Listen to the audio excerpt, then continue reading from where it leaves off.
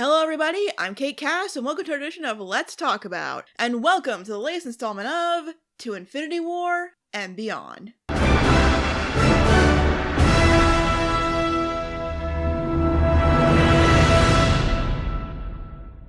we've come to the end of Phase 4, apparently, and we close out this run with perhaps one of the most difficult films in the MCU for all involved, Black Panther Wakanda Forever. As Shuri and Queen Ramonda, played by Angela Bassett, work to keep Wakanda strong after the passing of T'Challa and the loss of the Black Panther, a new adversary makes themselves known, King of Talokan, Namor, played by Tenoch Huerta. A common threat turns into a potential war between the two nations, and while trying to keep Wakanda from being submerged, its greatest minds and warriors work together to revive the Black Panther and save their land. Let's address the elephant in the room right away. In August of 2020, Chadwick Boseman had passed away due to a long and presumably silent battle with colon cancer. This was a shock and a tremendous loss. Not only to lose such a great talent, and from all I've heard, a great guy, but as time went on, people were wondering what this meant for the Black Panther movies. The sequel had already been announced, so would that still go ahead? Well, there have been movies who have sadly lost major cast members and have had to work around that. I can't think of a franchise that was put in a position like this, losing their main character and title hero. Some thought they should recast T'Challa and let the character live on, some thought the hero and the franchise should be buried with its star,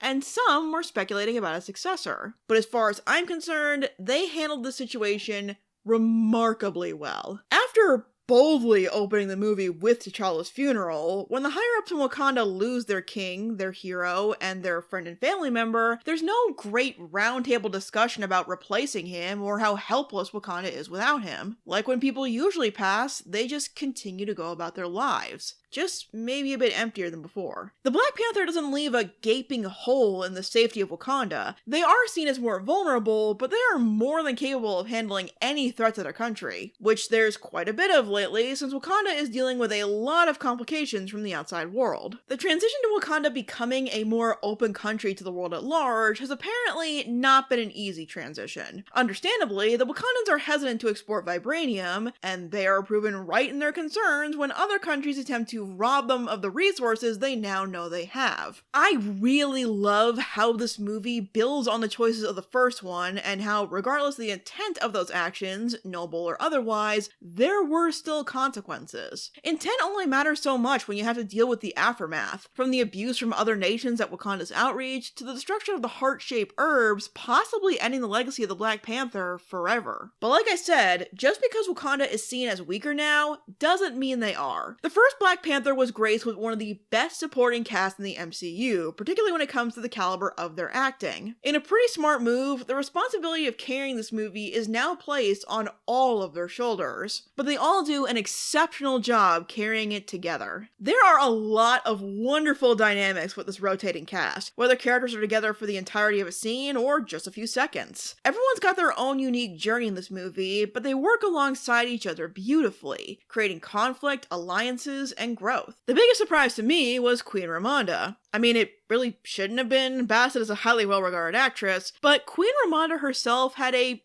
fairly minor role in the first movie, to the point that I don't even think I mentioned her in my review. The same cannot be said here. The command she radiates as the current ruler of Wakanda, along with the nurturing wisdom she tries to offer our younger characters, all while silently dealing with her own losses and doubts, is so impactful and exceptionally portrayed. She holds herself together well on the outside for the sake of her throne and those who depend on her, but there are times where her own grief gets the better of her, especially when she gets close to losing Shuri, the only family she has left. It's complex and multidimensional, and it absolutely blew me away. There's a reason she's the only actor so far to be nominated for an Oscar for an MCU role. Another character I was more invested in this time was Nakia. We don't see her for the first hour of the movie because she left Wakanda shortly after the battle with Thanos. While I admittedly was never that invested in Nakia or her relationship with T'Challa, I really felt the weight of his loss on her, suddenly losing him due to the blip, and then again so soon after he returned. It makes her eventual reunion with the rest of the cast feel really whole and welcoming. Even with her loss, she still has family, and it feels right for her to be around them again, even for a bit. And it is cool to get to see her do some real espionage work this time. But the character perhaps having the toughest time in the film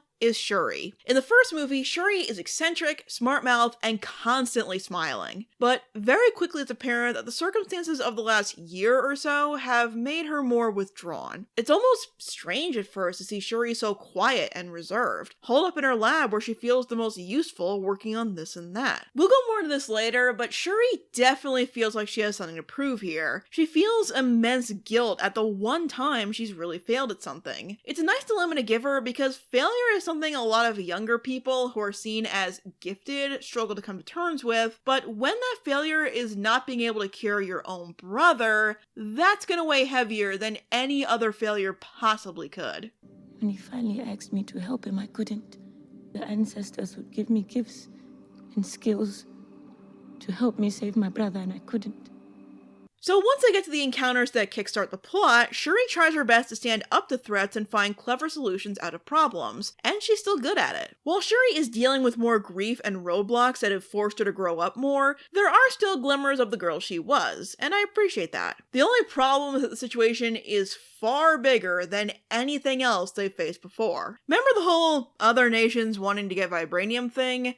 Yeah, well, apparently part of that initiative was developing technology that could track and mine vibranium, which there apparently is outside of Wakanda, which is kind of a retcon, but I don't think it's that big of a deal. What matters is that this plot line ties into our two new characters for this movie, and let's start with the young genius who invented this tech, Riri Williams, played by Dominique Thorne. Now, Riri is another one of those cases where I didn't know much about her going in. All I know is that she's Tony's successor, sort of, and has had both well-intentioned and bad-intentioned divisive reactions to her character and story in the comics. And to be perfectly honest, I don't care about any of that because I love Riri in this movie. She rocks. She's introduced as this bright college student whose work is so advanced that it impresses the Wakandans. She leaves a big impression right away. She and Shuri develop a really nice connection and feel like such kindred spirits. She makes significant contributions to the mission throughout the movie, so she never feels like dead weight, and all of Thorne's deliveries are amazing. This is only like her third acting job. That's insane. She adds some much needed levity to the movie that thankfully never feels out of place.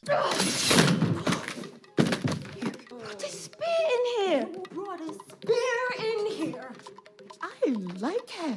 I was a bit perplexed that they were introducing Riri here, of all places, and a bit concerned when they were basically setting her up to be the living MacGuffin for the movie, but in retrospect, it actually fits really well. She made an instant fan out of me for sure, and it made me eager to see her future appearances because I want to learn more about her. I want to know why she draws inspiration from Iron Man, what her ambitions are, if she'll wear the suit again, and for what reason. On a side note, I really love the Ironheart suit too. Not only is the garage model charming in its own way, but the official one looks so cool and is thankfully not pink and form-fitting like in the comics. It's so awesome to have another black superhero decked out in Wakandan armor. Let's keep that going. I want to see Rhodey in a custom Wakandan suit of armor. But Riri's work gets the attention of our antagonist for this movie.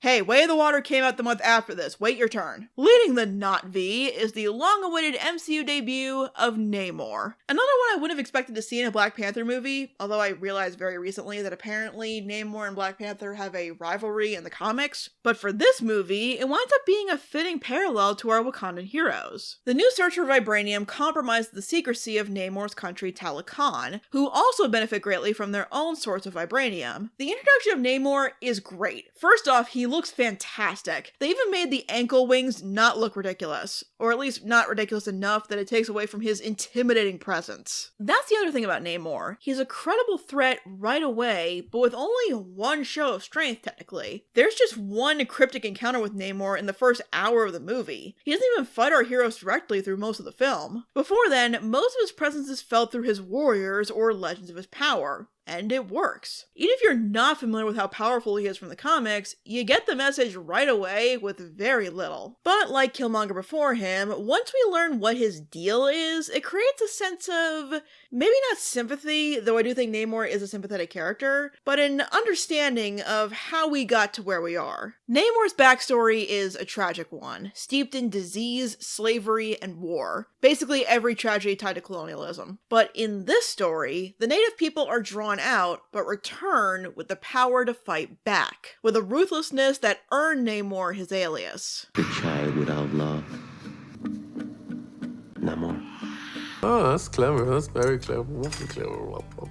But even with that power, he goes back to his exiled people and leaves the surface world alone, because revenge wasn't his focus. His mission is to make sure the people he now watches over can thrive even in their less than ideal circumstances. But over time, it becomes ideal. Talokan is a beautiful underwater nation, teeming with life and thriving despite the circumstances that created it. Although their greeting to each other is a little silly, I think it's meant to resemble an open clam, but really it looks like they're about to do a Dragon Ball move. The only thing that makes Namor want to take action on the surface world is when they threaten their way of life once again. Namor isn't just fighting for principle, he's fighting to protect an entire nation of people who have already had to hide away to protect themselves. When Shuri sees Talokan for herself and hears why Namor is so adamant on protecting his people from outside interference, including the tech that Riri built, she does understand. Wakanda and Talokan face similar difficulties, having to isolate themselves for fear of being stripped of resources and killed for dominance by some other nation, locking away their potential and the chance to share that with the world,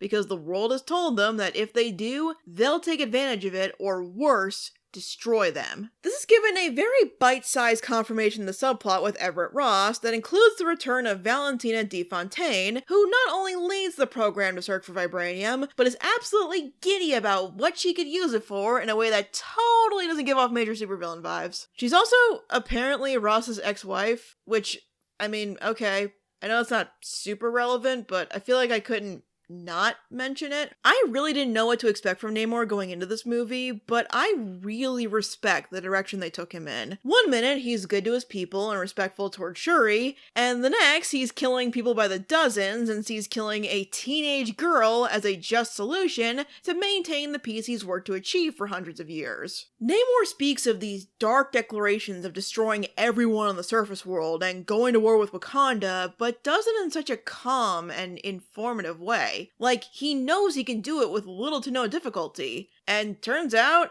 he kinda can. Like I said, Wakanda is hardly helpless, but Namor and the Talakonians, I think that's what they're called, are definitely a match for them, which is a shock all on its own. So far in the MCU, there's been no real credible threat to Wakanda. Even Thanos fought on the outskirts of the main city. So to see someone pose a real threat to the most advanced nation in this universe is enough to make the situation feel more hopeless than it already does. On the plus side, at least the action set pieces are really well done, which is impressive considering that for a majority of the movie, it's a superhero film without a superhero. But they remember the strengths each character has and incorporates them excellently to overcome obstacles and create worthy challenges. Not to mention that Namor and his people come with underwater sequences, the bane of the entire action movie genre. But somehow, this movie pulls off some amazing ones. Especially the moment that truly turns the tides in the conflict between Namor and the Wakandans.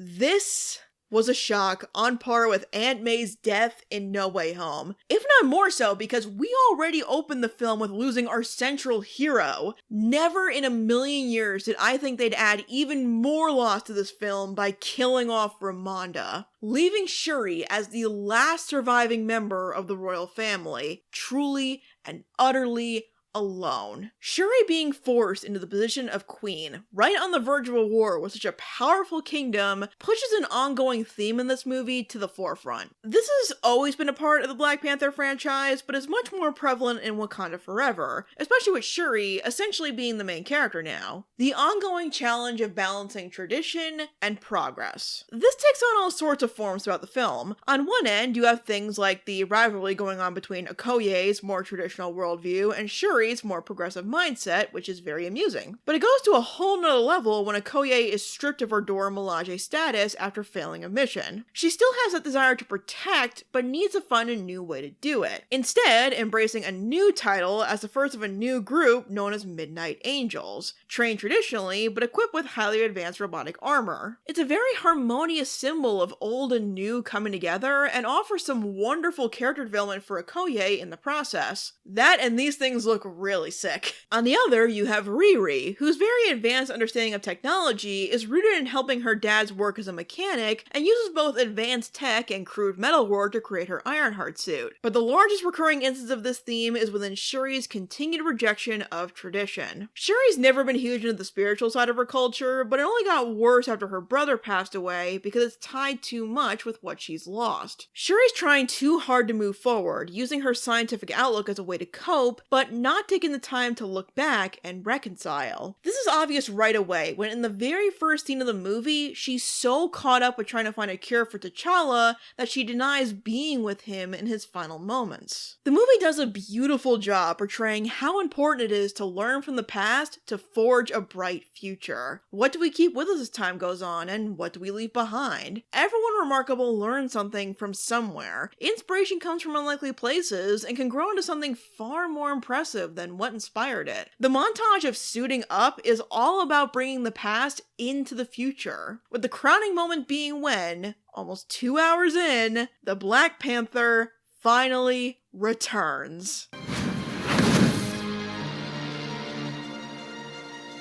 The Black Panther lives! Once it was clear there would be a new Black Panther, there was a lot of speculation on who was going to take on the mantle. Some thought it would be Nakia, some thought it would be someone else entirely, but of course the most popular candidate was Shuri. That's who I was campaigning for, and getting to this moment feels so incredibly powerful and earned. I particularly love the touch that she incorporates a lot of her gadgets into the new suit. However, it's not necessarily triumphant. There is some triumph to it, to finally have the Black Panther back and have it come through Shuri's clever resourcefulness, but there is still a strong air of anger and grief guiding Shuri's actions. At this point, she's not just on a quest to protect the nation she now rules, she's on a mission for revenge. Like I said, while Shuri is still the same type of character she was before, she changed a lot during the events of Wakanda Forever. And putting the timeline of events into account, it's easy to see why. Shuri has lost her father, her brother, and her mother in the span of what was to her just a couple of years, all under very different yet equally tragic circumstances. Not to mention that she was Blip, so she lost 5 years of time too. And Baku, of all people, sums up the situation Shuri has been put in perfectly. So now you are keen to hear from a child. The world has taken too much from you for you to still be considered a child. Shuri was the lighthearted, effervescent kid of the Wakandan team. She still has the same passion and skills, but is now stained with the loss of her loved ones that's forced her to grow up very quickly, leaving her an orphan in charge of a nation on the brink of war. Ramonda's death was the straw that broke the camel's back. Shuri is capable of wonderful things, but she's been powerless to stop all the tragedy that's befallen her. So when she's able to gain the power to take action against those who cause some of that harm, she takes it. But in order to obtain that power, she needs to conduct the ceremony that will bring her to the ancestral plane. Oh great, now she's gonna see T'Challa, and they're gonna create some kind of CGI monstrosity to replace someone this movie has spent its whole runtime honoring with dignity. Oh. Okay, I can roll with this. Yeah, this was definitely one of those gas out loud in the theater moments. Having Shuri be visited by Killmonger, of all people, takes something that could be seen as a cameo of convenience and uses it to serve Shuri's inner conflict. She's about to take on the powers of the Black Panther and use them to enact revenge, just like Eric did. She's at a crossroads now, one very familiar to this genre. If she's gonna don this title, become queen and protector of Wakanda, what kind of protector is she going to be? The eventual battle between Shuri and Namor is pretty brutal, actually. There's nothing heroic about it. Despite some heart-pounding action and some pretty incredible shots, it's just two people very hurt and alone taking out their grief on someone else. That's really what's been going on this whole time. Two people who lost so much that once they get the power to take something back, it becomes vengeful, under the guise of protecting the only thing they each have left. I love that the climax of this movie reaches this point because it so perfectly mirrors where we first met the symbol of the Black Panther back in Captain America's Civil War, on a mission to murder out of some grief-stricken sense of honor or justice. But Wakanda Forever puts us in that same spot again because it wants us to question if the outcome will be different from what happened before, now that someone else is behind the mask. Wakanda Forever is kind of the perfect encapsulation of why I take issue with the kill the enemy and our problems are solved mentality. Maybe you don't think there's another way to stop someone, but the consequence is that that action could lead to more grief, more revenge, more enemies. In fiction especially, nothing motivates someone more than the loss of a loved one. And the film brilliantly illustrates how much more things escalate in this domino effect. So, on this seaside battlefield, what are they going to be motivated to do? Continue the cycle and spread the pain, or break it and begin to heal? Are you gonna be noble like your brother? Or take care of business like me? In a magnificent mirroring of her brother's moments of mercy, inspired by the words of her mother, Shuri decides she wants to be a strong, but merciful and cooperative example as the Black Panther. That is when this war truly ends. Looking back on the past to create a better future for herself, her nation, and with any luck, the world at large. I also love how much this is all punctuated by the symbolism of planting the new heart-shaped herb. While things may come and go and change, they will also grow, if given the chance to. Some things will stay the same. Shuri will always have a bit of hesitancy to indulge in the old traditions of her country, but she will embrace some areas if it offers a chance to move forward. Having the movie be bookended with the period of mourning beginning and ending was so beautiful and moving. I always respect when big blockbuster films end on softer, more quiet moments. Having the movie end with Shuri and the audience taking a moment to remember and mourn what was lost really hits as hard as it should. Overall, Black Panther Wakanda Forever is exactly the film it needed to be. The team behind this film were put into an unthinkable position, and while I think it would have been the wrong call, I wouldn't have blamed them if they didn't want to continue. The MCU didn't just lose the character of the Black Panther, but all involved lost a colleague and I'm sure a friend. Channeling that grief and uncertainty into the narrative itself is unbelievably delicate work, but as far as I'm concerned, they handled it with grace, dignity, and the utmost respect. The plot follows up on the events of the previous films in fascinating and challenging ways. The characters old and new are incredibly fleshed out and work phenomenally well together. The set pieces are ambitious and gorgeous, the score is beautiful, the performances are breathtaking, and the themes and character arcs tie so beautifully into ones already very present in the Black Panther franchise, of progress through tradition. Legacies aren't just built through trying to improve on something considered out of touch. They're forged through each generation building on the progress of the previous one, creating something stronger that only gets stronger with the next. It's all about each member in a family or community contributing a little to create something better than before. It's almost miraculous how Ryan Coogler and his team were able to take this awful tragedy that they had to find a way to compensate for in the story and build from it something that exemplifies what was already there so much more. We feel the grief and loss both in and out of universe, yes, but there's also a warm feeling about how, while Chadwick Boseman might no longer be with us, Wakanda will live forever.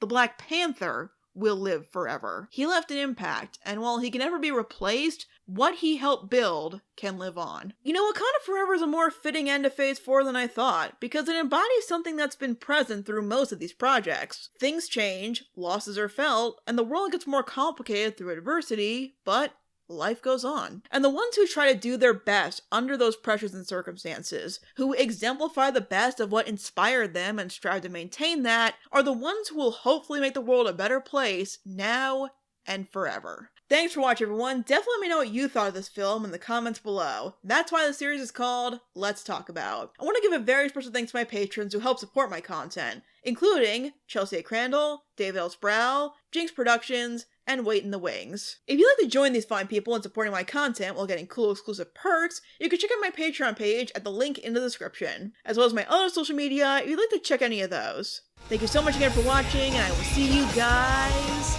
next time. Oh yeah, there's one other thing that happens in this movie that I forgot to mention. You see, Nakia has a son, and apparently he's also T'Challa's. As emotional as the implications of this are, all I can think of is the fact that between Tucson, Morgan, and Love, Marvel really is ensuring that this franchise could go on forever. I'm good with this.